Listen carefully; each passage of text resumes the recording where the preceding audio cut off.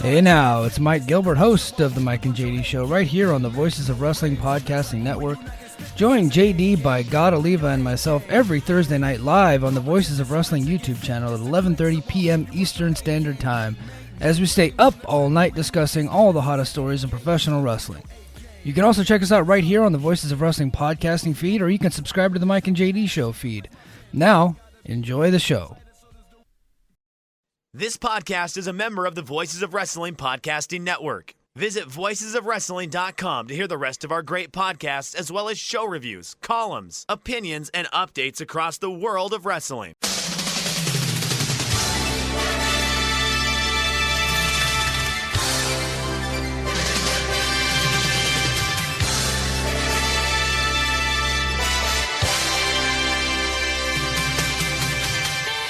This week in America, families will travel from far and wide, leaving behind their daily trials and tribulations for just a little while, to gather around and share stories, share food, and sometimes share bad political takes and upset grandma. But they will also give thanks for being together. They'll give thanks for another year lived well. And most importantly, they will all agree that they don't give a sweet fuck about New Japan Strong. Ladies and gentlemen, this is Monday, November 25th, 2024, and welcome to the Super J-Cast episode 338. Now, you might notice that there's neither a lovely English accent nor a wonderfully disarming Philadelphia accent on the show here today. And that's because Damon and Joel have both been tapped to join the new Secretary of Education's team for the incoming presidential administration. So there's a new tag team taking over the Super J-Cast this week. I'm Kaz Wheeler from the Didn't Get All of It Japan podcast, and with me is the Kojima to my Tenzan. You may know him as Factory Direct Marine and RV, but I've gotten to know him as the Golden Child, John Bivens. Say hi to the people, John. It's me. It's that FACTORYDIRECT, Factory Direct Marine and RV, aka the Golden Child, John Bivens, aka Mr. Bivens, if you're nasty. Ooh. Now, John, before we get to the crux of the show, I think we both wanted to make sure we noted Editor Dan and our favorite band, Escape the Box, whose newest single, Smile, is out now wherever you get your music. And I have to say, it's a really great, dark, heavy track that I personally would recommend putting on your loudest speakers so you can really feel that killer low end on it. I heard it and immediately put it on my playlist.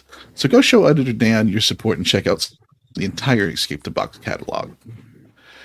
And one final piece of business before we get to the show. Super J-Cast is now on Patreon.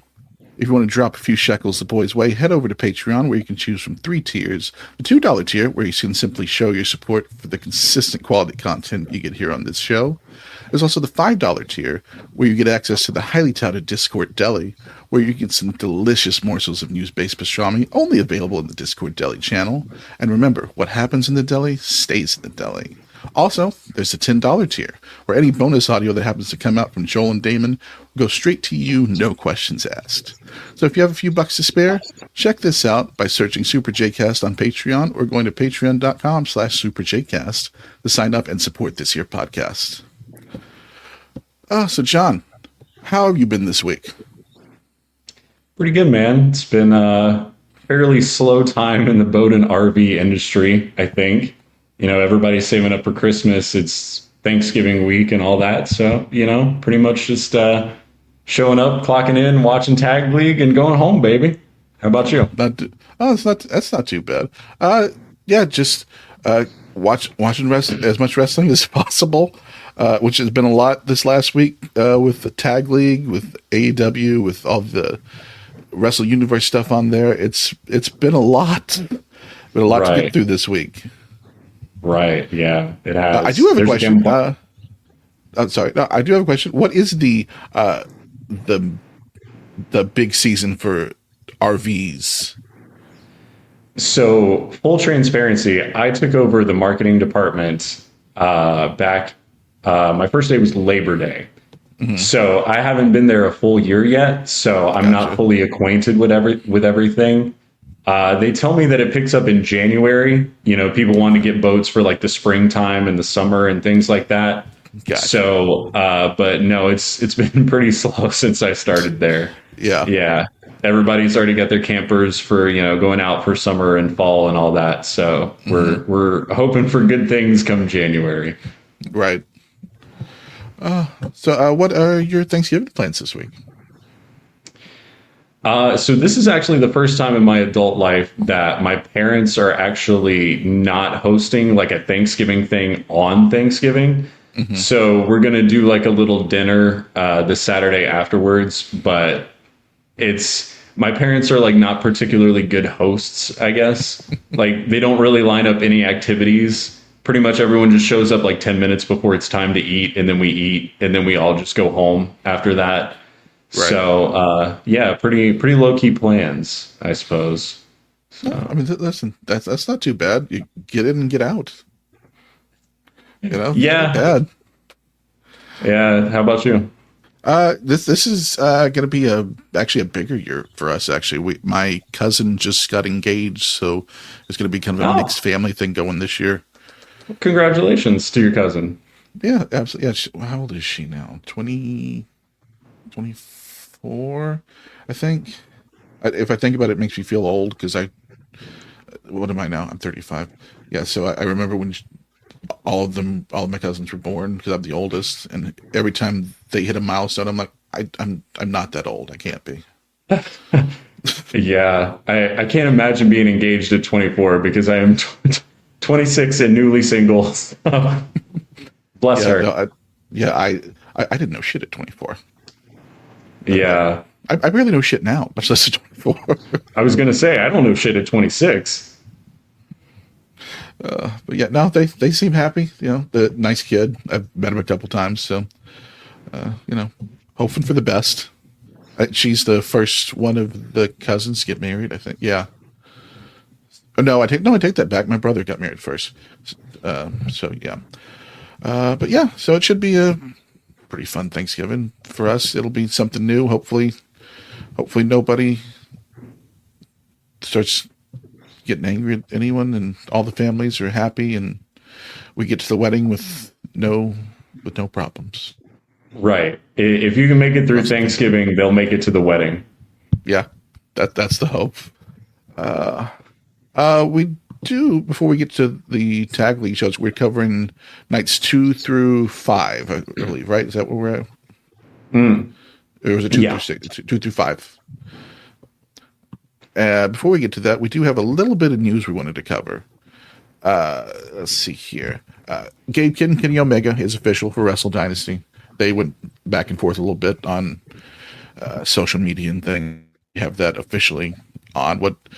I'm kind of excited for that match. I'm very interested in what Kenny looks like coming off his diverticulitis, and seeing if he is the same. Hopefully, he's this at least mostly the same Kenny Omega. Yeah, I get the sense that it's going to be a different Kenny Omega, but I don't think that that's a bad thing. Just with the years and the miles that he's got racked up on his body, I just can't imagine him being the same level of crispness and just the speed that he used to have. But Gabe Kidd is a great person to put him in there with, because Gabe just brings such an aura and a presentation to everything that he does, that I think even if they went out there and didn't do too much in the ring per se, I think just the presentation and Kenny Omega being back in Japan, I think the fans are just going to be eating up like whatever Kenny does out there on the 5th. Yeah. I imagine there'll probably be a little bit of walk and brawl stuff, just because that's what Gabe does. Oh, absolutely. And he's great at it. Always amazing. Listen, I am a huge Gabe Kidd fan. I am so high on him. I think he's had one of the breakout years of anybody this year. Oh, absolutely. I mean, once we get into some of the later nights of Tag League, the more recent stuff, the match with Shingo and Tsuji, he was out there shooting middle fingers to women and children, and he was still getting uproarious applause from like small subsects of the audience. So I think Gabe Kidd is doing a lot of great stuff right now, and I think he's positioning himself as a baby face down the road. Just there's subtle things that he does that I think are just going to translate really well if they ever decide to flip that switch with him. Mm-hmm. It's funny. Shoda's kissing the babies and Gabe's flipping them off. It's very good. And Gabe is more over, so he might. I think he is. Yeah. So I'm excited for that match. I'm also, speaking of Shota, I'm kind of excited for the match that got announced a couple days ago. He will be facing Claudio Castagnoli, who will be Jon Moxley's emissary, so to speak. And this, I'm very interested because I have to imagine Shota can't lose twice in 1 week. But, right. So beating Claudio would be a pretty big feather in his cap. Well, let me ask you, do you think that that's the Iggy that Shota's going under on the 4th? I think so, especially if Zach and Ricochet's your main event. Yeah, the way that I look at that on paper, I see Zach and Ricochet as a much stronger match, especially with Ricochet's history in Japan. Mm-hmm. I don't think that they would try and headline the second night of Tokyo Dome with Shota and Claudio. Right. But then again, maybe they're that high on him, you know? Here's the thing. I don't know. We'll get into it a little bit whenever we get to Tag League, but pre-Tag League, I wasn't buying in a whole lot, I'll be honest. I think now that we've gotten into Tag League, I'm starting to see things that you could convince me. Yeah, well, so this was something I was going to ask you later on in the show, but give me a temperature gauge as far as Wrestle Kingdom for you right now. What level are you as far as like the main events, the stuff that's been announced so far? How are you feeling overall about the card? Are you excited? Do you feel anything? Or is it just, it's one of those things that like we consume the content and so we're going to watch it anyways. And so it's just kind of filed off as like, well, that's going to be 6 hours of my January 4th afternoon. Right. I am actually kind of excited about it. I'll be honest. It was strange to me, like the way they, especially with Shota. I didn't expect it to be Shota. I just didn't. But the fact that they're showcasing so much of the young talent, I kind of love it, especially because the last couple of Wrestle Kingdoms haven't been, the off the charts Wrestle Kingdoms we've expected. Right. Especially last year with the main event, it wasn't a Wrestle Kingdom main event that you come to expect. But I think we're really pushing the young talent now, and it seems like some of them are actually going to get big wins on that card.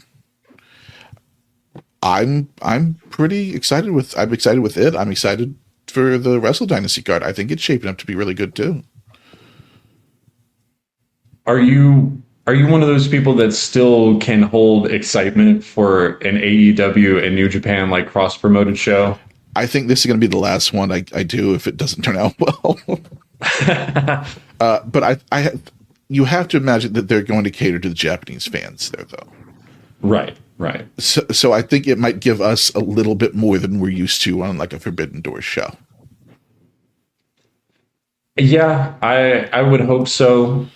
Like you said, I'm classifying this one differently because it's taking place on Japanese soil, but I still struggle to find myself being excited for it. And maybe it's because I'm more of a New Japan fan than an AEW fan. I watch the AEW pay-per-views and I catch like the highlight videos on the social medias, but I don't actively watch the TV every week. Whereas like with New Japan, I'm dialed into pretty much every show, which is why we're here hosting a show talking about the first few nights of Tag League when no one else wanted to. Yeah.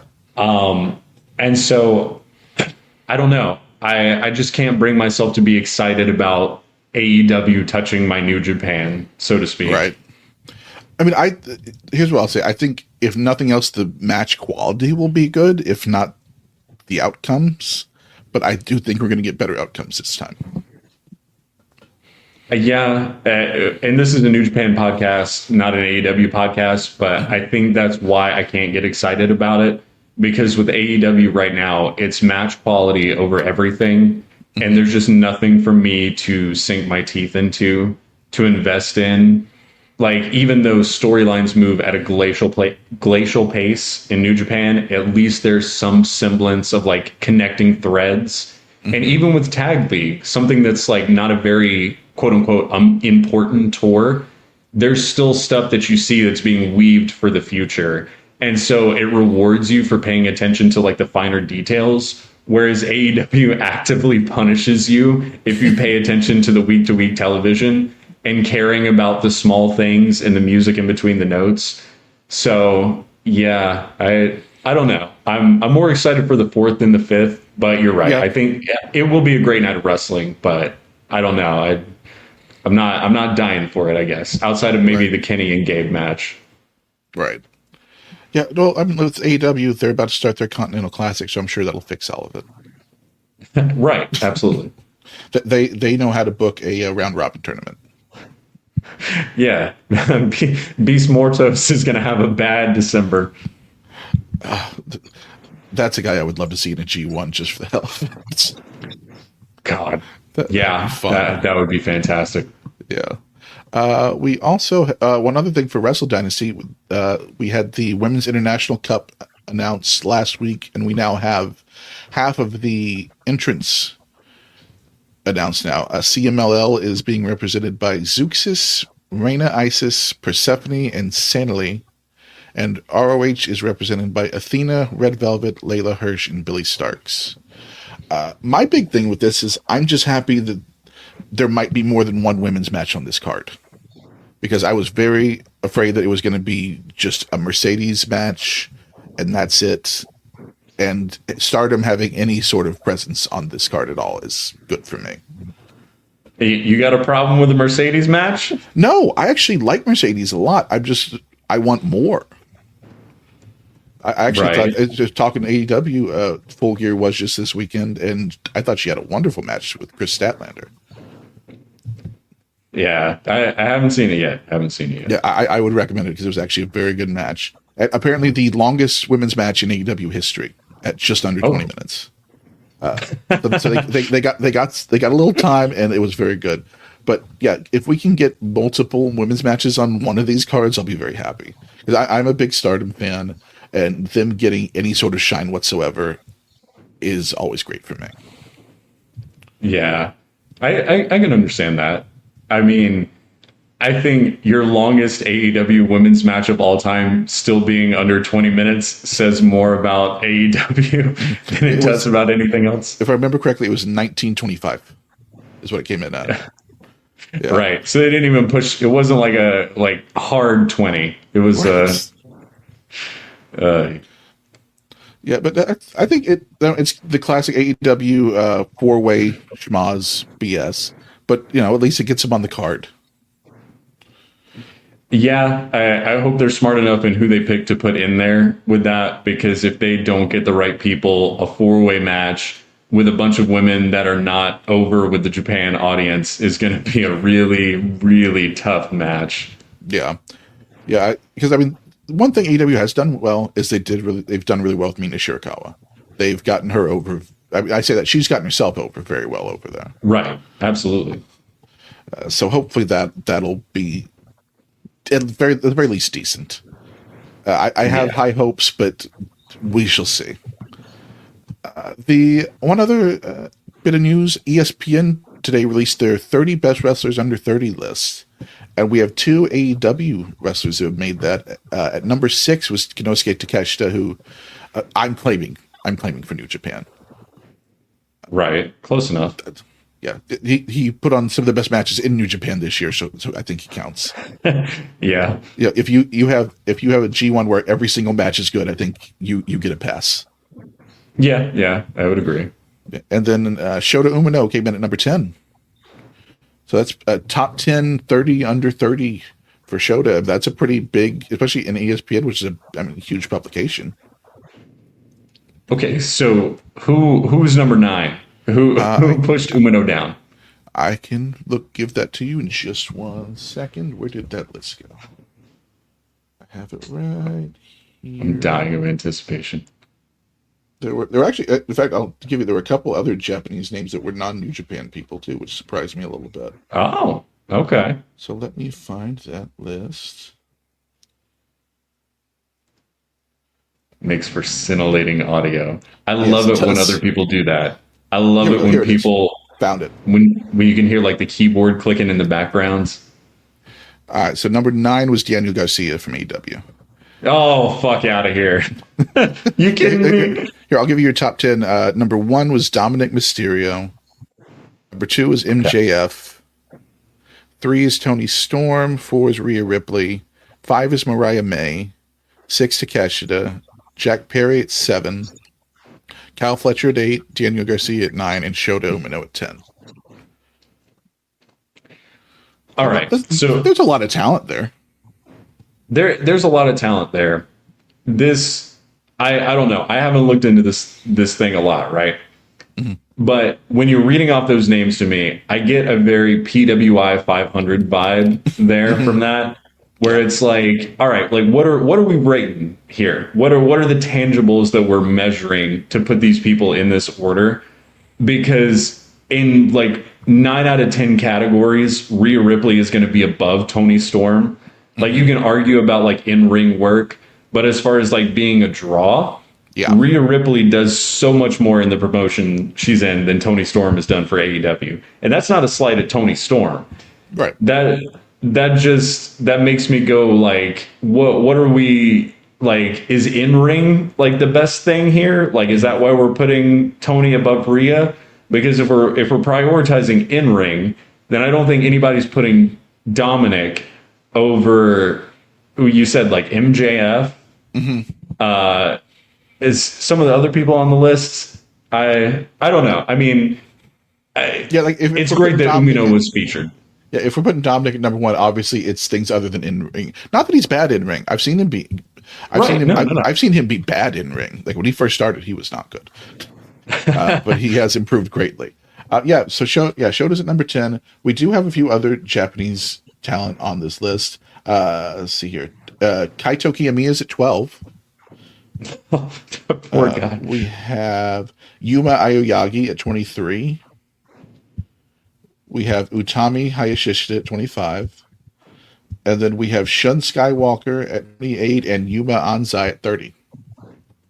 Shun Skywalker's under 30? That it is shocking, right? He's way younger than you think he is. I swear. He feels like he's been around for forever. I was going to say, I swear to God, I remember when I was like 15 hearing about how great Shun Skywalker was in Dragon Gate.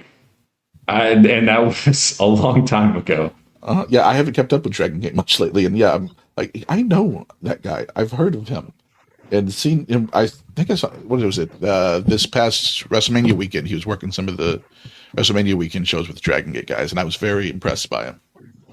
He's fantastic. Where are we at? He's 28. Jesus Christ. That man's been wrestling since he was 12. Just about. It feels like it. Yeah, because I feel like I've heard of him forever. But yeah, so that was like there were a couple names there I was surprised that would get a shout out in an ESPN publication. Like you've got all Japan guys in there. That's surprising to me a little bit. Yeah, that is a major thing. I mean, and for Shota to be so high too, to be mentioned in the conversation with everyone else, mm-hmm. Not for nothing. It means a little something, I guess. Yeah, I mean, any kind of big attention like that, you're going to take. Yeah, absolutely. The only other piece of news I thought we'd drop it in just because I think we need to have a running theme through all of these shows. Tottenham beat Man City 4-0 this weekend. Oh, wow. My Tottenham Hotspurs picked up a win over Man City. Very happy. They are in 6th place right now, and that's probably about where they'll stay all season because they're not going to do anything actually good for me ever. Right. Man City's in 2nd, and they'll stay up there, and we'll get to celebrate the one win this year. Right. Okay. So it's looking like you guys are having a Tanahashi and Jado season, so to speak. Yeah, it looks decent, but it's not going to be top tier. Yeah, that's about right. Yeah. Yeah. Actually, maybe a Taka and Taichi season. You got that one win early, and then you're just going to ride that and then just lose out. That works for me, honestly. We get the one big win, and I can ride that for a while. I've got it in the memory bank, and I'll be fine for a little bit. Right. Yeah.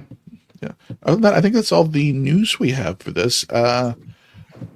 speaking of things that have been surprisingly great, let's talk some Tag League. Yeah. What are your overall thoughts on Tag League so far? So, for the most part, since I started watching New Japan, Tag League has been a slog. Like it just is. It always has been. I understand why Damon and Joel take off this time of year, but I'm not gonna lie. It's been kind of fun this year. I've kind of enjoyed watching these matches. I agree. I feel like it's meant more this year. I feel like it's not so disconnected from the rest of New Japan canon that it makes it something that you can skip. Like in the past, I feel like Tag League is pretty much only determined who's getting the title shot on the 4th. Whereas like we're going to review like night 2 through night 5 today. Yeah. That's even in just those short couple of days, we've already gotten like Zach and Umino in the ring together. You know, that's a preview.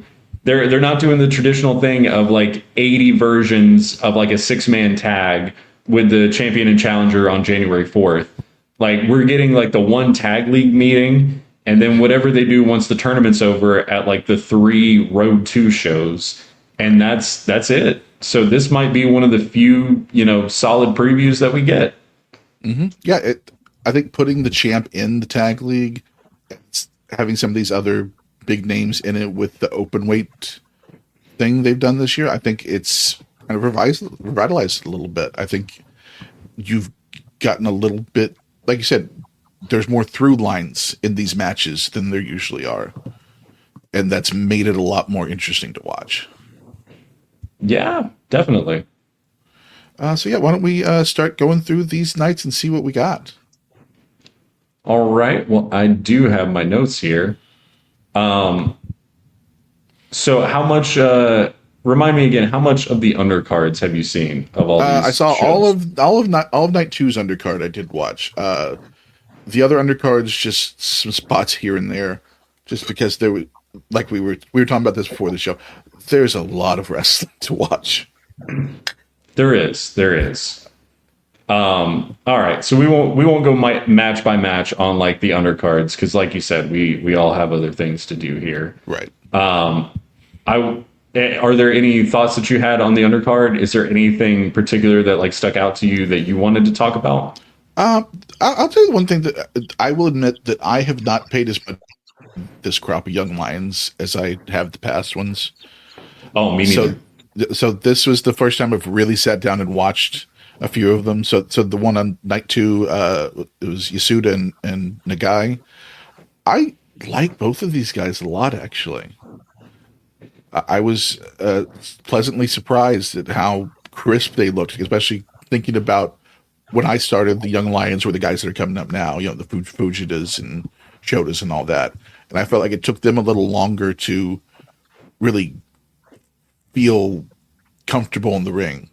I feel like these guys have maybe gotten there a little bit quicker. And I don't know if that's just because of the difference in training or who knows what it is, but I was impressed by them.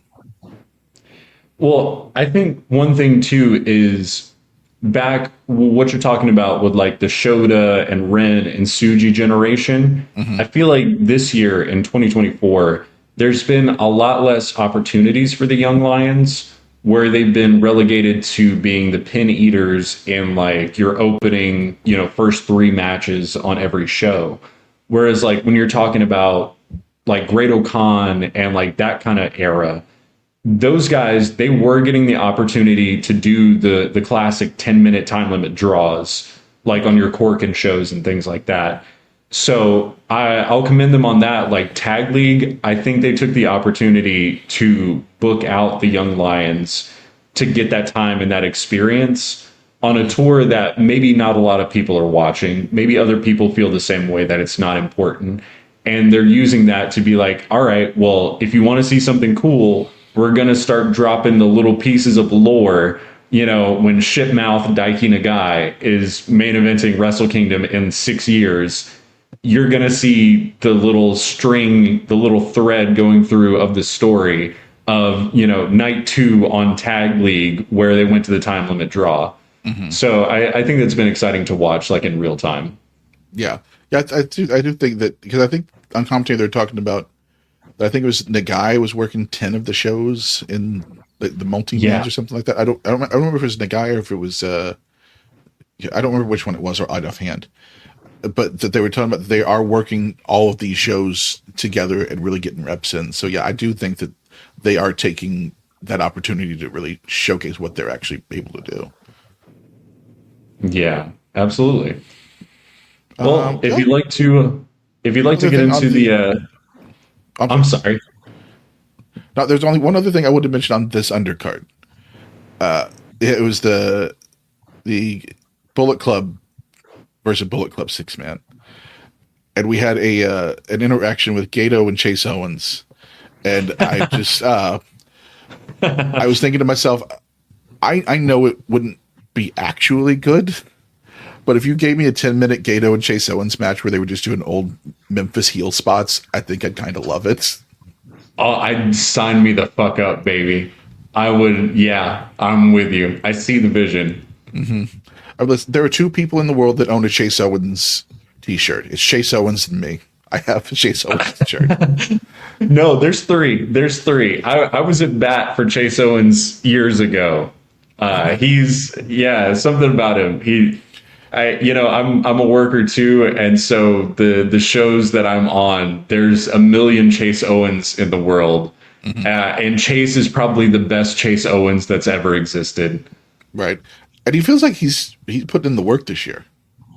Oh, absolutely. We'll get to that in some of the later like tag league matches, especially on night 2. But then, God, there was one later on that he really was like, I want my job. Yeah. That man knew that Gato had the pen in his hand to strike through on that contract, and he said he was not going to stand for it. Yeah. So, and good for him. Yeah, absolutely. So yeah, let's get into the tag matches. Okay. So we'll start with night 2 since the guys finished up night 1 last week. Yeah. The opening match of the tag league, the B block match, was Stevie and Tom Philippe versus Tanahashi and Jado. The Philippes won in 12:49. What's your overall feeling on the? I feel weird calling them the Philippes or the Phillips, because like in all the posters and all the branding, they're marketed as Stevie Phillip or Philippe and Tom Phillip or Philippe. Like they're never just the Philippes or the Phillips. Right. Well, I mean, they've called, I guess their name over in Australia is the Natural Classics. What they've been called, but I was pleasantly surprised by them. I didn't know anything, very much like the Velocities in Junior Tag League. I didn't know anything about them, but I thought they did pretty well for themselves here, especially against Tanahashi and Jado, which is, that's a bit of an ask for a young team you don't know to get over while doing. Yeah, I mean, it's a nice spot being in the ring with Tanahashi for your first New Japan match. Yeah, we talked a little bit a couple days before the show, and I think I just sent you a text that was like, the Phillips are just grizzled young veterans with 2 James Drakes. Yes. Yeah, I have not been able to see that since then, yes. And I stand by that, and I think that's a good thing. I don't think they're bad. I think, I don't know. I'm not sure how to feel about them yet. Like, we're still pretty early on in this thing. And I think, like, all their basics and all their footwork and, all, like, the wrestling is, like, fine. Mm-hmm. I think it's just tough for them, especially with, like, Tanahashi and Jado. They weren't going to be able to have, like, that fantastic match on the first night that just blows everybody out of the water. So I think they've just struggled to be able to get the act over, I guess. They don't have a lot of like character stuff that I think is translating super well right now. Right. But as far as like just a meat and potatoes tag team, I think they're doing all right. But yeah. Yeah, I mean that's stuff will come. I mean they're young guys. I mean it's their first tour here. I think they made a pretty good impression so far. I definitely like to see them back, through tours next year and to see how they develop because I think they've got potential. I think in some ways they've almost shown out more like in the undercard tag team matches, which is funny because they did fuck up the finisher on the first night. The first night, yes. Yeah. I love that for them. But in the undercard tags, when they have like that little extra spice, like a Taiji Ishimori or something like with them, I almost like them better in that way where they're the heavies for Taiji the Junior. Right. I think they fit really well like in that role. But yeah, no, I'm not opposed to having them back next year so far, just based off the first couple of days. Yeah, listen, if you want to run them and Ishimori as your never 6-man champs, I wouldn't be opposed to it. Ooh, that's good. That's good. I mean, we've got to get it off of Tanahashi at some point. Right. Yeah. So it's like, I wouldn't be upset with that. Yeah, I thought it was, if in a couple of years we're saying they were a decent replacement for God leaving, I wouldn't be surprised with that. Yeah. So, okay, next match, Taichi and Taka Michinoku versus Great Okan and Hanare. Taka and Taichi start off hot. They win in 10 minutes, 50 seconds. What do you think about the team of Taka and Taichi getting off to a hot start? So happy. I was so happy. Me too. Me too.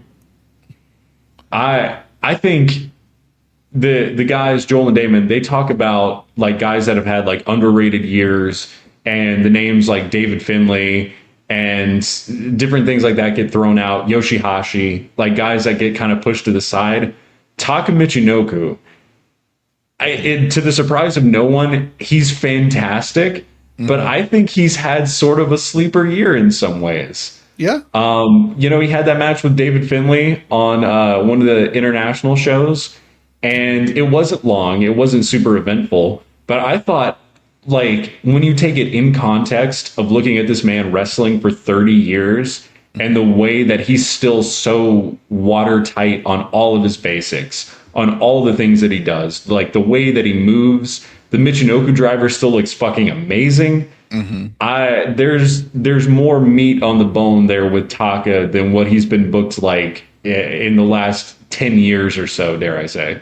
Yeah. I mean, I'll always love Taka because he started in WWF when I first started watching wrestling back in, what was it, late 97, I think is when I first started watching, and he was around then, and he's still around today, and he's just as good. Like, is he maybe a step slower? Sure. But he still knows exactly what he's doing in the ring at all times, and he's always fun to watch.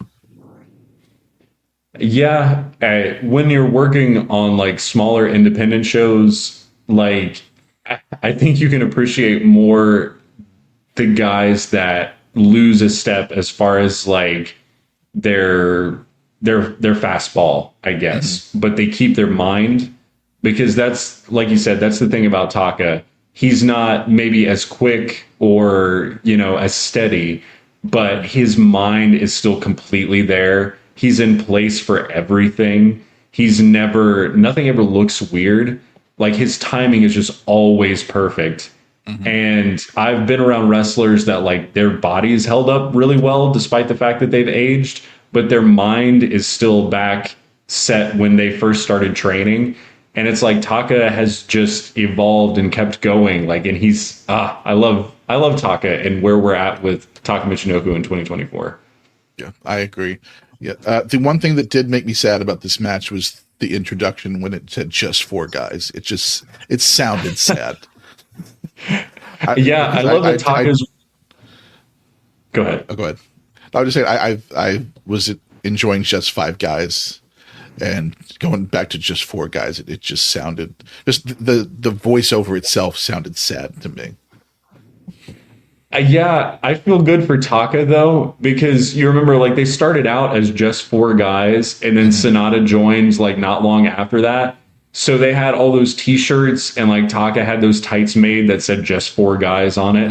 And then they only got to wear them for like a couple months before Sonata joined. So I feel like this is Taka's chance to like wear those tights again. Because I know he did like later on, like in some of the shows, he's wearing like the just 4 guys tights now. Right. So I feel like he's just trying to get all of that shit in before someone else joins and it goes back to being 5 guys. So he's like, brother, we got to sell these fucking shirts. Yeah, he's out. Please take these before they change it again. Right. I mean, also the one thing that I guess is a potential now is that they might have a tag title shot in the future since they pinned the champs. You know, I really hadn't thought about it till you said it, but yeah, I mean, that's possible. I mean, I guess that all depends on if you think that Okan and Hanare are how the rest of their tournament goes, and then if they retain on the 4th and all of that. Yeah, but I would not be opposed to a rematch. Oh no, the match was great. The match was fantastic. Yeah. So next match was Evil and Ren Narita defeating Oleg Boltin, or Boltin Oleg if you prefer, and Toru Yano in 10:58. I will be honest, I don't remember a single thing about this match, and it's only been like 3 days since I watched it. Right. The one thing I found very funny, I think it was Chris said on commentary that Yano had never won a tag league match. No way. I thought that was very funny. There's no way. That's what I think he said, that he won one he had done a Noah tag league a number of years ago and he won one match, but that in New Japan he's never won a tag league match, and that's hilarious. Oh, we gotta fact check him on that, because I swear, because him and Ishii have been in tag league before, right? Like, I'm not imagining that. I think so. Because that's just what, like I said, it's what he said on commentary. I didn't fact check it myself, but if that is true, that is very funny that Yano is that bad in tournaments in general. I'm gonna do some digging tomorrow while I'm at work, and everyone can check the Factory Direct Marine and RV Twitter, and I will post if Yano has won a tag match in tag league before. But there's no way him and Ishii, in all the years that they entered, have been like winless. There's no way. They wouldn't pin Ishii or Yano that much. I mean, you say that, but it's always very funny. I will say one other thing, because they've had a couple matches that we've watched. I love Boltin Oleg. I really do. I think he is one of the most surprising people from this last year that has really stuck out to me. I do love I don't know if you remember it, they do have one tag spot where Yano cartwheels, or not cartwheel, what is it? What the hell's the move called? Where he grabs his legs and throws him up into Oleg. Oh, the slingshot? Slingshot, yes. Couldn't remember what the hell it was called. Yeah, but I thought that was a very good, fun move for them. But yeah, Oleg and his just strength in general is fun to watch. Yeah, Oleg, I think his strengths are in his imperfections, because you watch that man wrestle and there's part of you that can just see like the wheels turning in his mind. Mm-hmm. And it's like he still looks like a caveman that you just defrosted somewhere and then just put him in a wrestling ring and just said, all right, go out there and just do shit, brother. Right. And he does it. And I don't know. I see exactly what you're saying. Like there's a jagged edge to like a lot of stuff that he does. Mm-hmm. But then it also just makes sense because like he's not that experienced. Right. He's just a big guy that fucking throws people. And so you get a big guy just throwing people. Mm-hmm. So he looks like a guy that Vince McMahon would have loved in the 90s. Oh, absolutely. He looks like Mark Jindrak, like a guy that would have gotten pushed really hard from the beginning and then just like fizzled out because he wasn't that experienced and they wanted him to be a WrestleMania main eventer. I'll tell you who he reminds me of, a better Vladimir Kozlov. Like that's who he reminds me of. Yeah. Like if Vladimir Kozlov was a lot more sure-footed, because that's one thing Oleg he is very good at his positioning. I've noticed. Yeah, absolutely. No, I can. It's funny you say that. I won't be able to unsee the Vladimir Kozlov and Oleg Boltin comparisons from now on. You're welcome. Thank you. So what do we got next? So the main event for night 2 was Hiromu and Naito defeating TMDK, Shane Haste and Mikey Nichols in 16-12. Yeah, I thought Team DK did a real good job of hiding some of the weaker points of Naito here. No, there was a I think, what was it? I don't remember if it was Chris or Walker that said one of the moves was not pretty but effective, and I thought that kind of described Naito in general at this point. Yeah. No, at this point, watching Tag League and watching like several TMDK matches in a row. This was another thing we spoke about like off air, but I think I realized I'm in love with Mikey Nichols. There's something about that man. The way he just dawdles around from spot to spot like a toddler whose head is like too big for their body. The way I described him to other people is he's one of the guys that if you were running a wrestling school, you would say, do not be like this man. So I put him in the same class of guys of like John Cena and Slim J from AEW, in the sense that like their footwork and the way that they move and just like their body, like just like their, I don't know how to say it. It's not just their footwork, but it's the way they get into things and transition into things. It's something that if you were running a wrestling school, you would pick it apart and be like, dude, that looks a little awkward. That looks weird. Why are you doing it like that? But with Mikey Nichols, it just works. There's something about him. Like, I think also when he's coming into like breakup pins or when he's about to take a double team from someone, like his positioning is so weird up until like the last second. So there's almost like a dynamic of like, is he actually going to make it in time to make this save? Like, is this man going to fuck up this finish? Is this man going to fuck up this move? And then he just barely makes it every time. And it just makes for like an exciting match because you can't look away. Because you're like, if I miss something, like this man's going to drop someone on their head, or he's going to get dropped on his head, or they're going to fuck up the end of this match so bad. And he barely holds it together, and it's like exciting and fulfilling in ways that I just can't articulate. Right. And especially in a match when he's with Hanare, where you know he's going to have a concussion at some point. Jesus Christ. Oh, that's my favorite match. I need Hanare and Mikey Nichols at the Tokyo Dome where they just beat the shit out of each other. They're both lunatics. I love them for it. Yeah. I thought it was I thought Hiromu looked really good in the underdog role there. I think if this is getting him ready for that heavyweight run, I think a lot of this makes sense. Yeah, I sensed a lot from like the dynamic, especially Haste. He was doing like a lot of talking in that match, and he's been very vocal all throughout Tag League so far. But there was a lot of spots where he was just yelling at Hiromu, like, come on, heavyweight, and things like that I thought was really interesting because there's been so much of a discussion of Hiromu moving up for so long that it seems like it's possible, if not plausible at this point, because it's even being acknowledged like in New Japan canon, like, all right, this guy wants to be a heavyweight. Yeah. So I don't think that they would allow him to go out there and say things like that and try and get the heat on him in that way if it wasn't something that they were, if not open to, then like also actively working towards. Right. And Kushida's just sitting at home like, this is bullshit. Yeah.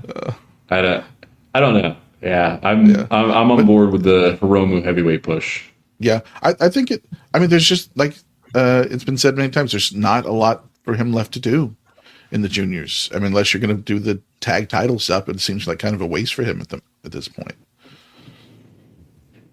Yeah, I don't think that would be the best utilization of him as junior champs with Bushi in 2025. Yeah, I think they've already got enough junior teams that they're set.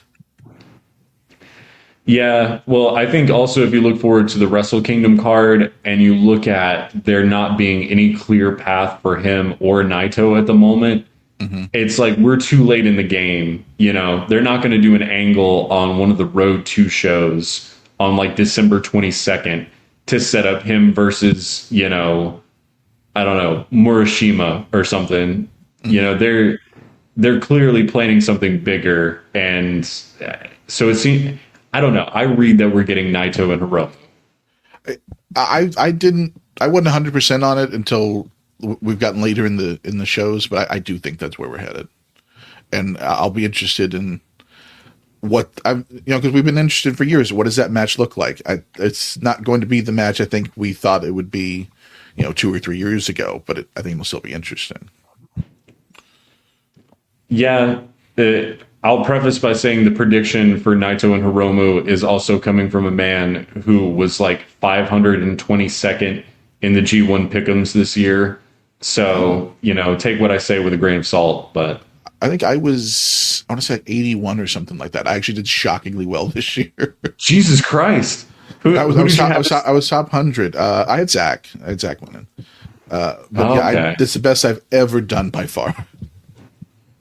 See, I feel validated in the sense that Umino is in the main event because I had as the winner. Yeah. God, what a fool I was. But he's still getting the Tokyo Dome main event, so I was half right, Yeah. I'll take that. Yeah, that counts. Yeah. The end result was the same. So yeah. So overall I thought pretty solid night 2.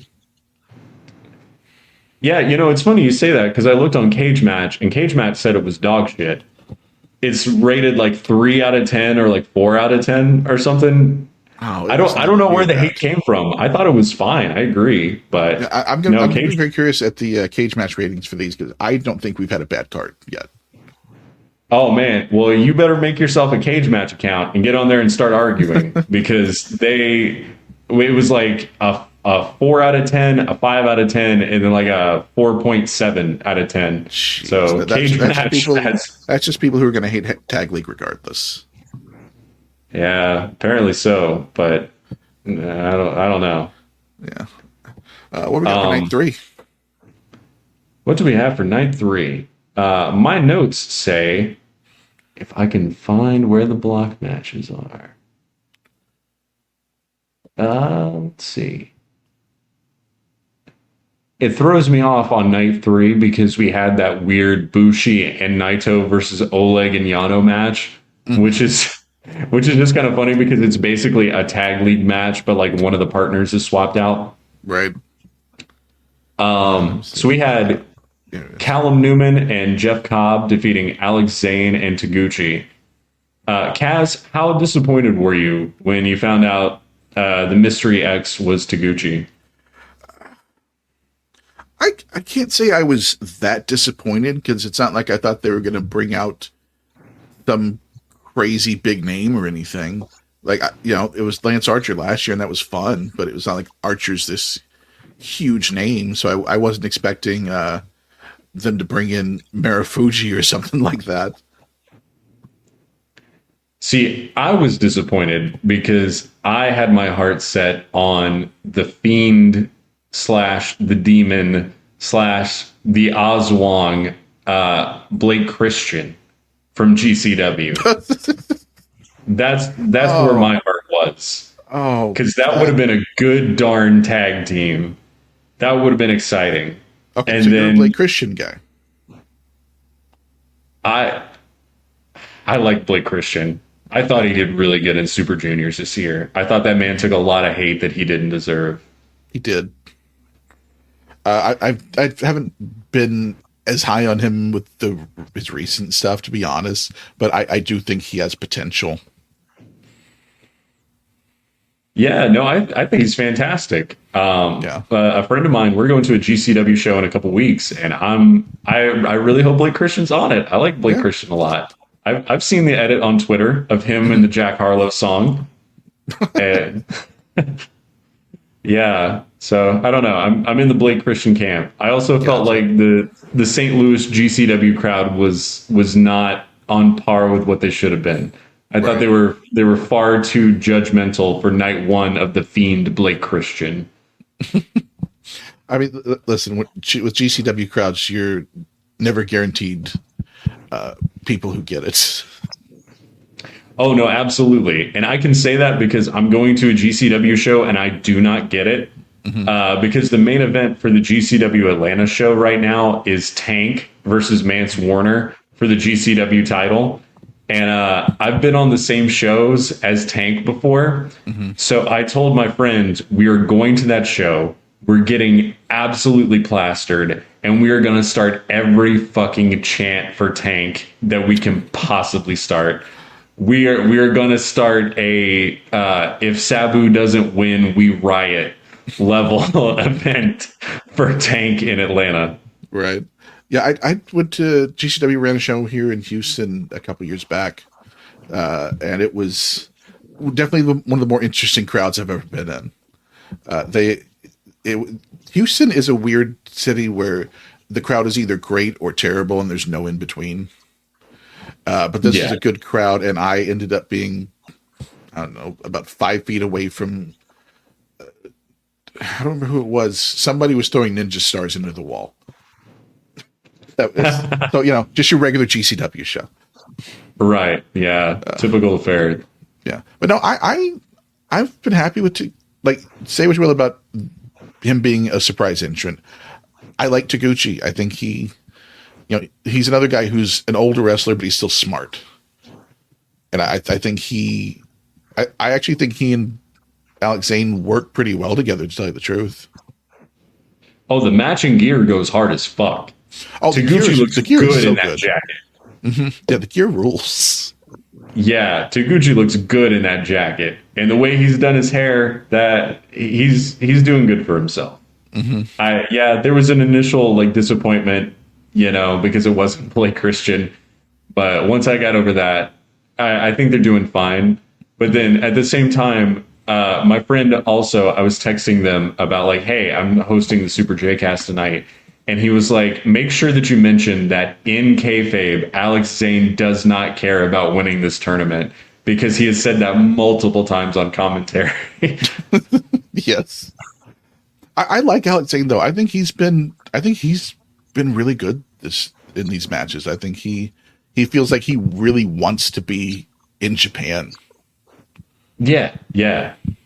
No, he's been hanging out with Chase Owens in the campaigning for our careers type squad there. He's like, please let me work anything that isn't strong. Yeah, please don't put me in the Best of Super Juniors opener again. Yeah. But no, I thought, and Cobb and Callum Newman, they're great. Callum Newman, especially now that he's put on a little bit of size, I've been really impressed with him, because I remember when he first debuted. It's the same thing with Fletcher and the guys who are the quote unquote Osprey clones or whatever. They're really good when they're small, and then they put on some size. Then you just get really impressed by what they can do. And he's following in that vein, but I do think he's another guy who's been really impressive this year that I didn't expect. No, absolutely.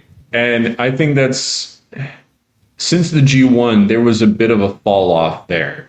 And I think that's more on just the schedule than anything, right, as they didn't really have anything for him to follow up with. They weren't going to have him lose a title challenge or anything like that. But I think he gained a lot by being in the G1. Yeah. And then they never really had a spot to plug him into. And so now that he's back out there with Cobb, and they have great chemistry together, by the way. Mm-hmm. But now that he's got that spot and something to plug into, and for him to be the high-flying just guy buzzing around the tank that is Jeff Cobb, The tag team dynamic is really good there. Mm-hmm. Yeah, I've been very happy with them too. And then I believe Cobb and Newman won that one, right? Yes, they did. Yes. Okay. Yeah. We'll get to the stage, but Newman and Cobb, as of the time we're recording, are undefeated, I believe. Yes. So, yeah.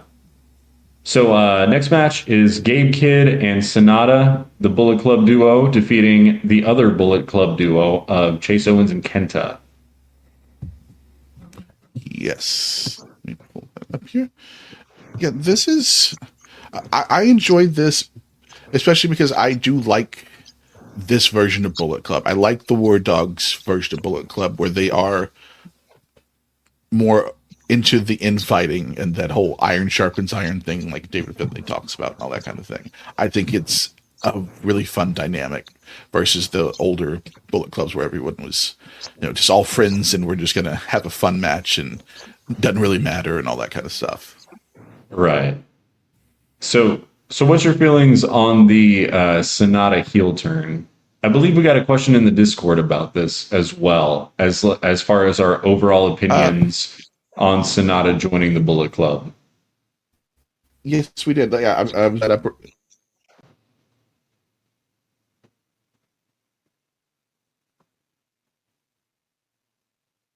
Oh, I think he froze.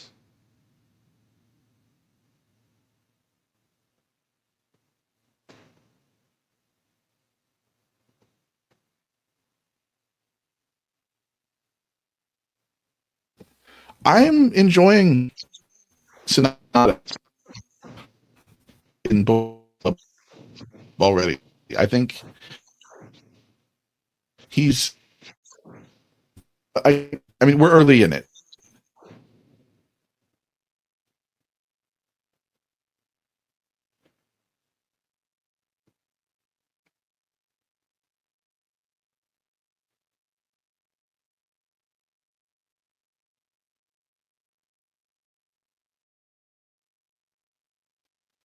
Can you hear me there, boss man? Sounds like we froze.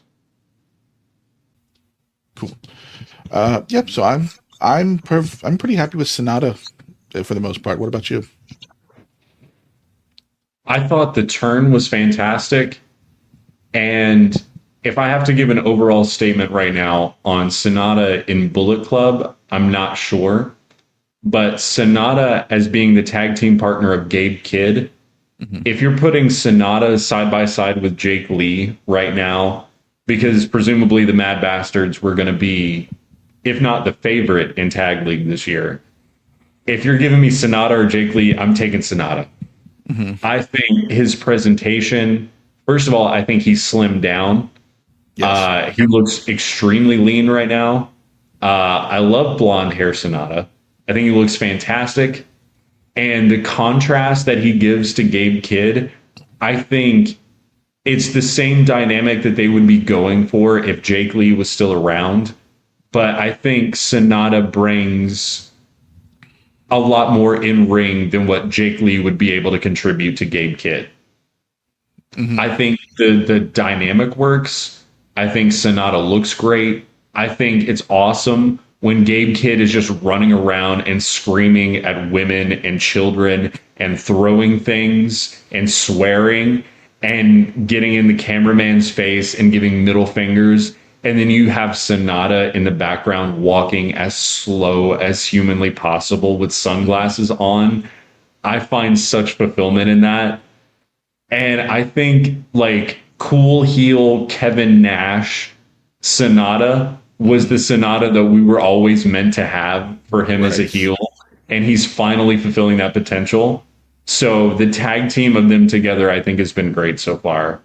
Yeah, I hope so. I'm gonna be honest. This kind of feels like the last shot for Sonata a little bit to really be a guy, like a main guy. Like I know, listen, he was the main guy. He was the champ. He main evented Wrestle Kingdom. But did he never ever feel like the guy? Not really. At least for me. So I feel like he's showing a little more now. I don't know if it's as much because as much he's figured something out or he's realized I've got to do something. But either way, I do think it's working, and I'm very interested in it. I will say one thing though. I do kind of want also a Sonata and Jake Lee team. Ooh. Now, I say this. It's only because I want one thing. I want the visual of Sonata and Jake Lee both wearing the top hat and monocle. That's all I want.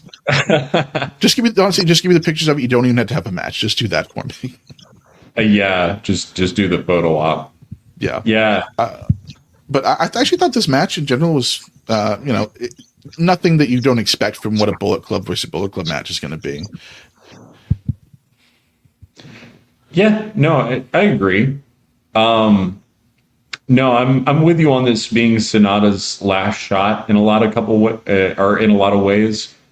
But I think also if we're playing conspiracy theorist on the Umino on January 4th situation of, okay, we're going to bury Umino for a year and then just give him the main event so the fans turn on and do something with that dynamic there. I think you've got to indulge in the idea that maybe they fucked Sonata a little bit just to get him to this point. Right. Because as weak as Sonata was as a champion, and I personally really like Sonata, but you look at that reign, and I agree, like, I don't think anyone's arguing that it was a weak IWGP reign. But the thing with that was it was a lot of the booking on that. If you look even when he went over to defend the title, like in Impact, when they did like the cross-promoted thing, and this is the thing, New Japan can't big dick a lot of people in this world. If they're working with AEW, they're going to have to work together.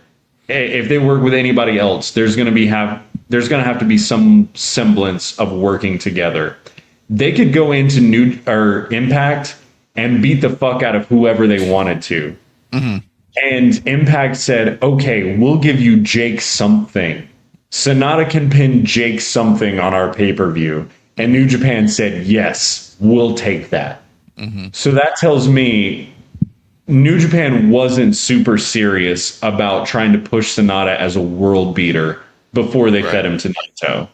Right. So I don't know. It does feel like a last shot kind of thing. But in some ways, it also feels like what was inevitable anyways. It feels like this was a direction that they had for him a long time ago. Right.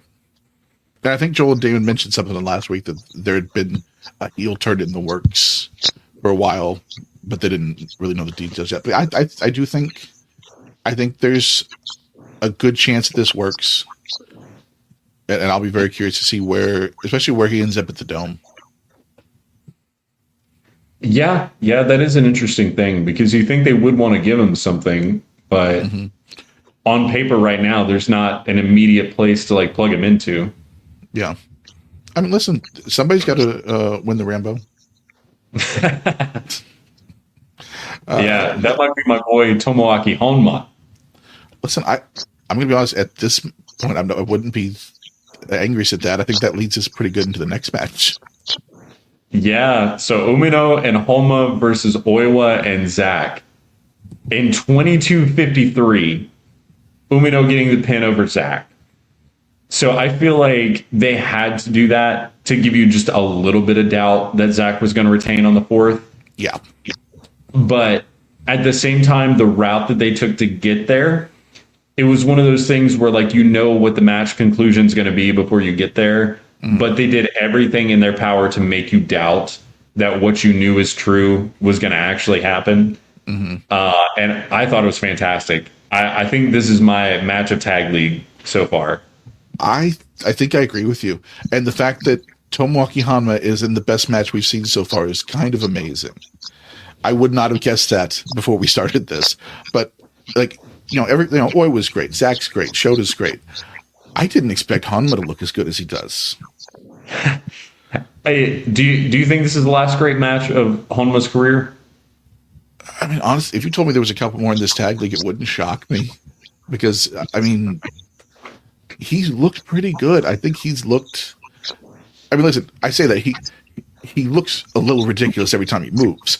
But as far as actually match quality, it's as good as I think I've seen him since I've started watching, to be honest with you. Yeah, no, I think they captured something really special in that match, because I agree. I think they'll have good tag matches throughout the rest of the tournament, but this one felt like, in some ways, like the last like great match. Like, this match was really fucking good. And I don't know if Honma, I mean, it was because of who he was in there with, obviously, because of his own physical limitations. But that's what made it feel like, all right, these circumstances are never going to be captured again, where these other guys are going to hit each other super hard, and then Honma's going to get in and also be able to match that kind of feel. Yeah. Yeah, this was, I think, as much as I can't say the finish shocked me. It still is a little wild seeing Zach get pinned by Shota. Yeah. But like you said, I think it does. If it even gives you that one little kernel of doubt, and that did its job.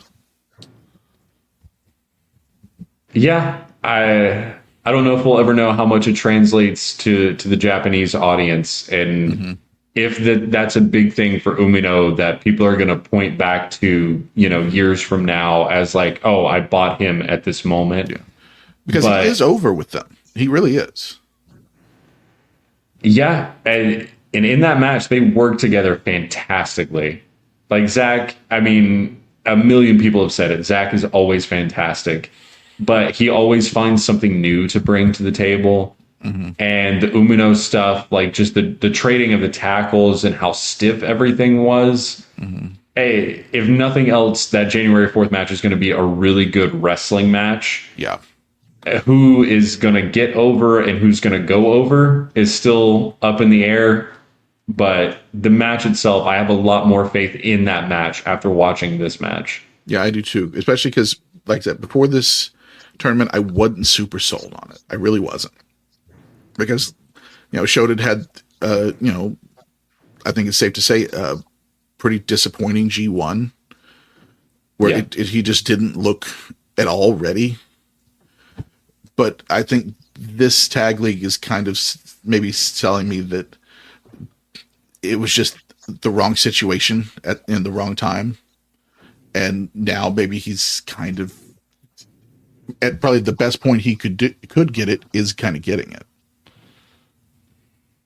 Yeah, I mean, it's the fourth quarter. Like, we're there, baby. January 4th, they keep putting it over. It's less than 6 weeks away at this point. I mean, some people do their best work in the fourth quarter. Yeah. I'm a Georgia Bulldogs fan, so I understand. And then we do have main event it's surprisingly that was not the main event of this show.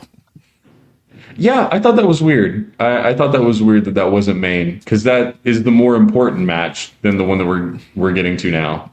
Right. Which was Goto and Yoshihashi Bishamon defeating Shingo Takagi and Yota Tsuji in 1540, with Yoshihashi hitting that fucking beautiful crucifix bomb for the pin. I mean, I love Bishamon. I love Yoshihashi. I think he's a great tag wrestler. Like, singles wrestler, he's good for like 2 really good singles matches a year. But as a tag wrestler, I think he really shines. I mean, this match, it was just 4 dudes being dudes match, Yeah. It was just hard chops. Everybody's coming after each other. And it's, you put those 4 together, it's always going to be a fun match. Yeah, the thing that I'll commend Yoshihashi on briefly is he does a great job at making what he does feel important. Like, just in his presence and the way he carries himself, I think he's aware that he's a meme in the community. And there's just something about the way he moves and the way he does his own moves. Like, he's aware, he knows. Right. Like, when he started doing that destroyer, like, that man knows that people are watching what he does, and he wants to do stuff to pop people. And he got me on the crucifix bomb. I think that's a great move for him because it's something simple and it looks really good, and it's something you can play with and work into a flash pin. And I don't know, it works for him. He always pops me. Yeah. Yeah. I think that's, not a lot crazy to say about this match. It was another one where it's exactly the match you think it's going to be. And I could watch it 20 times and I'd be happy every time. Right. Yeah. No, absolutely. So, shall we go to night 4? Yes. Scroll down in my lovely notes here. I don't really have any notes specifically on the undercard. So we will roll right into the Block B matchup of TMDK, Mikey Nichols and Shane Hayes defeating the Natural Classics in 13-19. Yeah. I watched this match today and I have no thoughts on it. Yeah, they didn't really seem to click very well, to be honest. No, it started really in a slow. surprising way.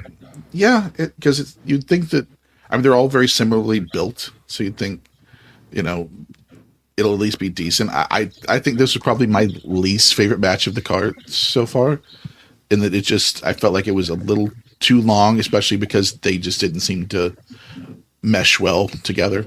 I mean, it wasn't bad, but it wasn't, like you said, there's not a lot to it. I think it's one of those where Natural Classics, I think they showed their youth in it a little bit, and there just wasn't a whole lot the Team DK could do with that. Yeah, I mean, it's tough being one of the opening tournament matches, or like the opening match of like the tournament part of the card, because people know that's the least important tournament match in a lot of ways. And yeah, I don't know. Like I said earlier, the Phillips are just not particularly over. And like you said, as much as TMDK like is a really good and solid team, it's like they couldn't do enough to carry or get the Phillips over like in that time. Right. So that takes us to Evil and Ren Narita defeating Taichi and Taka Michinoku. I will just come out the gate and say I love that match. I thought it was great. In a lot of ways, I felt like it was a palate cleanser out of just like the no heat kind of that I felt in the first tournament match of the night. Mm-hmm. Because as much as you want to say about Evil and Ren Narita and how old and played out and tired the shtick is, if you just turned the television off and were just listening to the audio of those matches, there's so much more heat for the Evil and Ren Narita match than there was for the Phillips match. Right. And so, do I love watching Dick Togo perform dick-to-dick contact? No, not particularly. But I enjoy the crowd reaction more to it. Right. Yeah, I would agree. I did. The one spot that I did really love was that end spot where Dick Togo rings the bell. And I honestly, I bought it initially. I was like, oh, he tapped. I didn't expect that. Then I realized, oh, wait, I didn't see him tap. And then they pull out and Dick Togo rang the bell. But I thought that was a very good spot for the finish there. No, I agree. Yeah, of all the times that they did that spot, this one has been like the best, I think, in, like you said, of just like throwing people off. Because yeah, I did a double take, but I don't know. I mean, you get a lot of submissions in New Japan where people just say they quit without actually tapping, so you can actually kind of buy it at times. Mm-hmm. All right, so we got Great-O-Khan and Hanare defeating Tanahashi and Jado in 15:38, which, as I'm saying that sentence out loud, I realize that's a long time for a Jado and Tanahashi tag match. I have that exactly in my notes. That's a bit long for Tanahashi and Jado in 2024. Yeah. If it's a compliment to the match, I don't think it felt like that long when I was actually watching it. Mm-hmm. But like looking at it on paper, it's like, geez, that's a little tough there. I guess we got to pad the card. We got to put in the time. Yeah, we can't sit. We can't send these people home before 11 p.m. Right. I mean, it was fine. It wasn't anything special. It was, yeah. I don't have a whole lot for that one, to be honest with you. Yeah, well, that's good because that'll give us a little extra time for the next one. Oleg and Yano defeating Hiromu Takahashi and Tetsuya Naito in 11-12. I texted you and I said, what the fuck was that finish? Yes. Yeah, that was what I think would have been actually a really nice finish. Got a little bit wonky at the end. I think Yano was supposed to roll Naito up, and I don't know if Naito just got off balance or just mistimed it, but he just kind of falls on top of Yano, and then they go for the pin. But before that, I actually thought they had a decent little match. I did enjoy the pre-match stuff with Naito just pissing Yano off for a full 5 minutes, just refusing to get in the ring. I agree. I thought it was cute. But, okay, so my counterpoint to what you're talking about with the finish, what was the ideal scenario for that finish to happen? Because, yes, Yano was supposed to roll up Naito. Hiromu was, like, in Naito's arms, and Naito dropped Hiromu. Yes. So let's assume that Naito was supposed to hold on to Hiromu in, like, a world's strongest slam position. So where was Hiromu supposed to go? What was the vision of how it was supposed to actually go? Yeah, was he supposed to like overhead like SOS slam Hiromu and then get rolled up? Or was he supposed to like hold on to Hiromu and be like pinned underneath the weight of his own partner and Naito? Maybe. I mean that I think that makes the most sense. But now that I'm thinking about just the physics of it, yeah, it is very odd.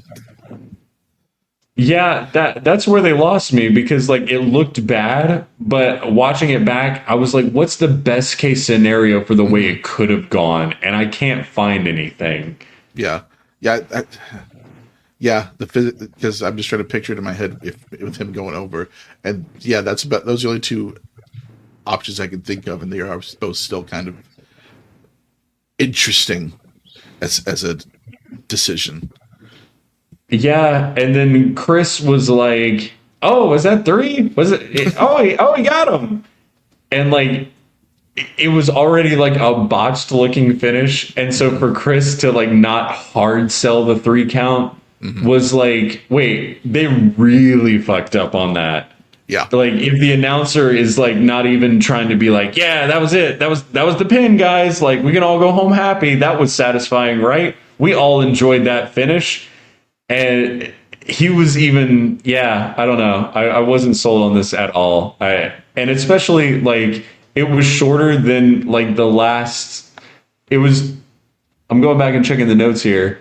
It was actually the shortest of all the block matches that night. The TMDK and Natural Classics match was actually longer than the main event. So I don't know. Yeah, that one left a little bit of a sour taste in my mouth. Yeah, I can see that. Yeah. Well, irregardless. Move on to the final night that we're covering, night 5. Yeah, time rolls on to night 5.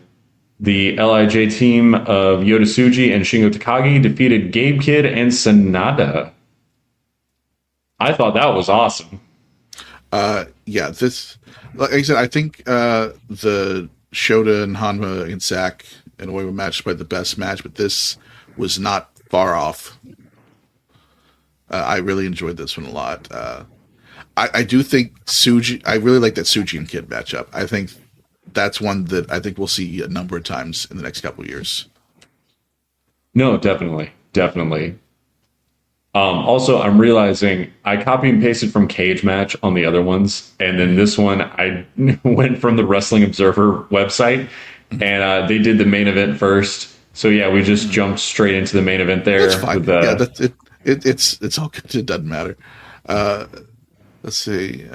What were the if there's anyone listening to us at this point, because they probably put on the show because they forgot that Joel and Damon weren't here. So they turned off immediately. Listen, if you're an hour 23 in with us, then thank you. Well, first of all, thank you very much. Secondly, I think they're fine with us jumping to the main on this one, because I don't like the rest of the tag matches. Like, they were decent, but I think the main event is the one that's really the talking point here. Yeah, no, it's definitely the most notable, because they actually tried to really do something. They really tried to have a good tag team match. Like we prefaced earlier, I mean, it's like with Gabe Kidd coming out, that man was over as a babyface to some subsects of the fandom there. It makes me excited for the future for Gabe Kidd. The comparisons to Bruiser Brody and Stan Hansen are always going to be there for him.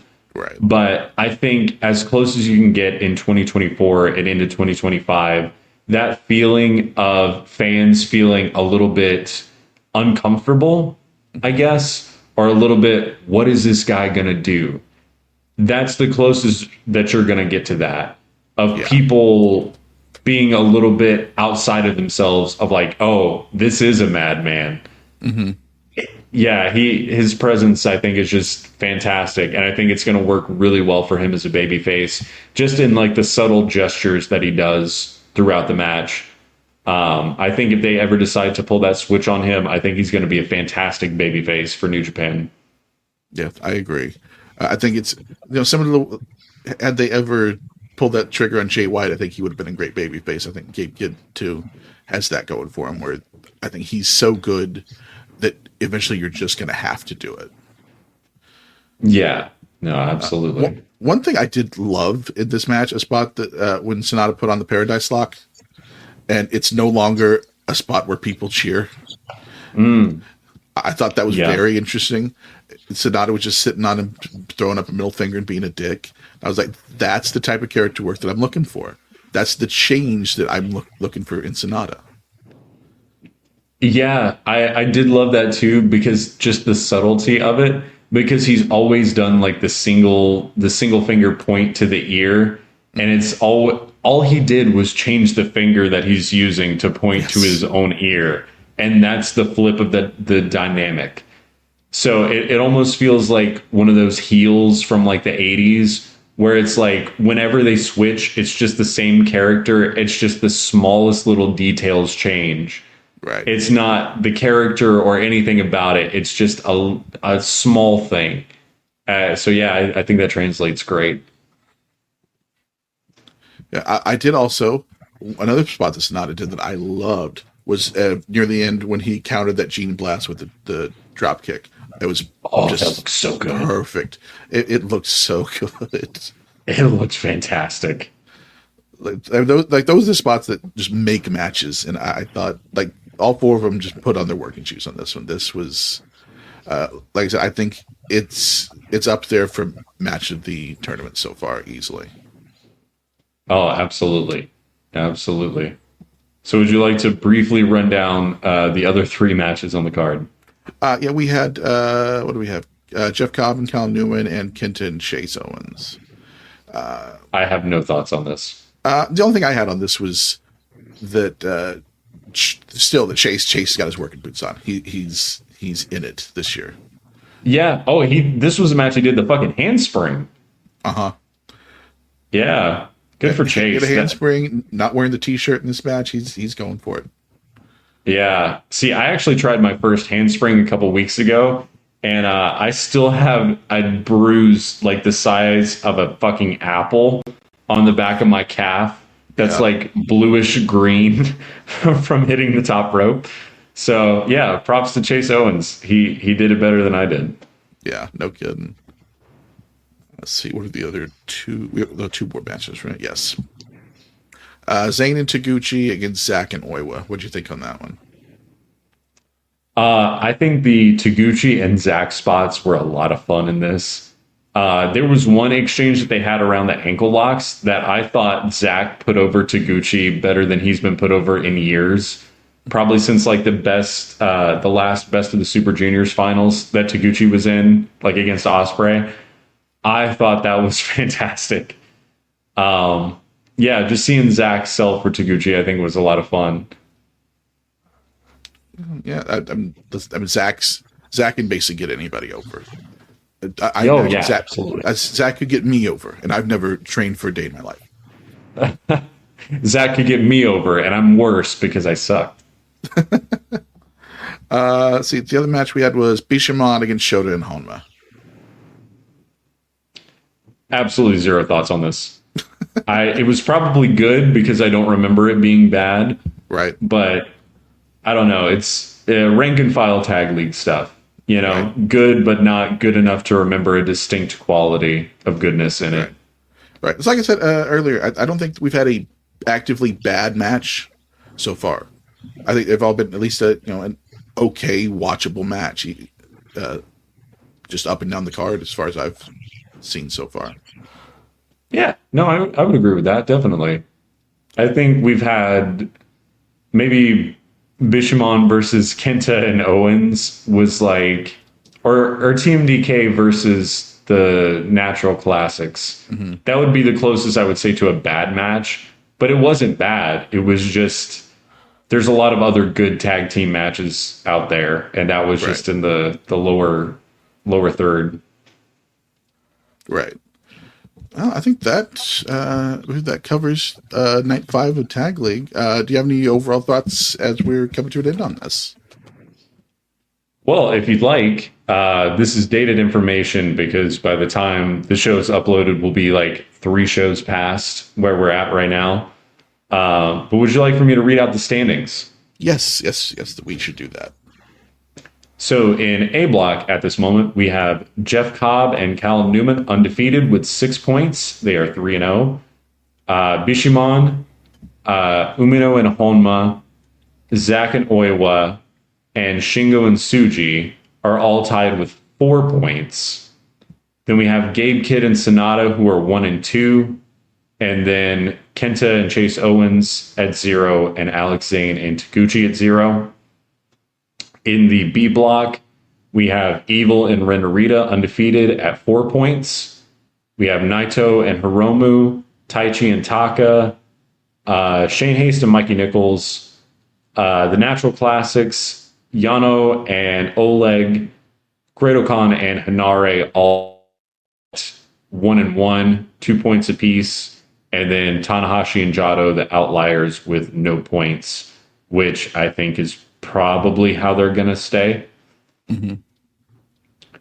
So do you have any predictions going forward, Mr. 81 in the G1 Pick'ems this year? I don't know if I'm going to do as well in this one. I think if I had to put money, I am guessing, man. I think I would put money on Team DK. I think they get back into it. Haston Nichols? Yeah.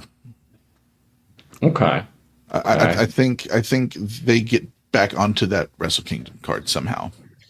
And it might be this. We could end up doing the thing where we get multiple challengers at the end, like Tag League, and it turns out who cares about the tournaments. Right. But I can't imagine, especially with the year they had as a tag team, I can't imagine them not being on the Wrestle Kingdom card. So I think I still have to put money on them. I'd agree. Yeah. I mean, I don't think you're going to have Bishamon win 4 straight. There's no one else from A block that I can see outside of maybe Gabe Kidd and Sonata. Mm-hmm. I don't think you're going to have Evil and Ren Narita from B block. Naito and Hiromu are going to end up facing each other. That's one thing. If the Hiromu Naito match isn't what they're going for, you can convince me that's the winner, and they have it the tag title match. Okay. I'll meet you on that one. If they're not going for the tag titles, then the singles match, and if they're not going singles, then the tag title match would make sense. Because like the guys mentioned the other week, Hiromu and Hanare have that history, and then Naito and Okan. So there would be something there. Yeah. But I mean, there's always red herrings along the way. Well, if you got anything else? Not specifically. I think it's just been a good tag league. I was very fired up and excited to talk about this this year. Yeah, me too. It was much better than it's been the last couple of years, and I've been very pleased with it. Tell people where they can get at you if they were happy with this year's show. So they can find me at Factory Direct Marine on Twitter. You can find our website, factorydirectmarine.com. You can find me personally at John Bivens on Facebook. I don't have a Twitter yet. I'm not famous or good enough to have a Twitter. But yeah, you can find me there if you have any booking information. Reach out to me. You can also see me performing as the CHCW Heritage Champion in Altamont, Tennessee. So if you're anywhere in the Tennessee area and you would like to come meet me at one of the small shows that I work, please come by. We would love to have you in the crowd for a CHCW show, as me and my manager, the luscious Will Diamond, will be performing and trying to pop each other. So yeah, if you want to just reach out to the Factory Direct Twitter, because I check it hourly while I'm at work, or you can find me on Facebook at John Bivens. And you're on the JCast Discord now. I am also in the JCast Discord, yes, if you have any questions. Yeah. You can find me there as well. You can find my podcast, Didn't Get All of It Japan, on any of your podcast apps of choice, or go to go to fatal4podcast.com to find all of our stuff there. All my social medias on Twitter and BlueSky, I'm at the Kaz Wheeler. And I think that'll be all for us today. This was a blast hosting JCast with you, John. Thank you for being with me. I appreciate it. I've had a good time. Thank you. Thank you. And so for me and John, you guys have a great week, and hopefully we'll talk to you again sometime. Also, if it's your birthday, happy birthday.